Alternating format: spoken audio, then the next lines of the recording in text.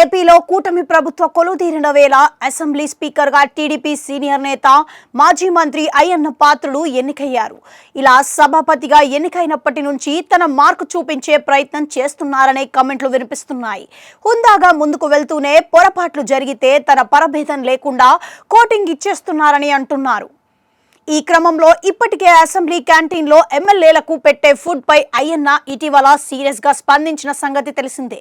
ఇందులో భాగంగా అదేమైనా భోజనమా, మీరు పెట్టిన భోజనం బాగుందని ఒక్క ఎమ్మెల్యే అయినా అన్నారా అంటూ అసెంబ్లీ అధికారులు, ఫుడ్ కాంట్రాక్టర్లపై స్పీకర్ అయ్యన్న ఆగ్రహం వ్యక్తం చేశారు.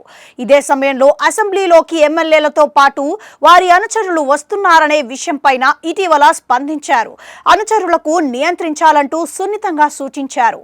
స్పీకర్ గా ఎన్నికైన కొత్తలో రెండో గేట్ కు అడ్డంగా కట్టిన గోడను కూల్చివేస్తూ దాన్ని పునరుద్ధరించారు. ఈ క్రమంలో తాజాగా మంత్రులపై ఆయన ఆగ్రహం వ్యక్తం చేశారు. అవును, అసెంబ్లీకి ఆలస్యంగా వస్తున్న మంత్రులపై స్పీకర్ అయ్యన్న ఆగ్రహం వ్యక్తం చేశారు. ఇందులో భాగంగా ప్రశ్నోత్తరాల సమయాన్ని మంత్రులు సీరియస్ గా తీసుకోవాలని సూచించారు. ఈ సందర్భంగా మంత్రులే సభలకు ఆలస్యంగా వస్తే ఎలా అని ప్రశ్నిస్తూ సరైన సమయానికి రావడానికి ప్రయత్నించండి అంటూ సూచించారు. తనకు ఈఎస్ఐ ఆసుపత్రులపై అడిగిన ప్రశ్నకు సమాధానమిచ్చే సమయంలో మంత్రి వాసంశెట్టి సుభాష్ అందుబాటులో లేకపోవడంతో స్పీకర్ ఈ విధంగా స్పందించారు.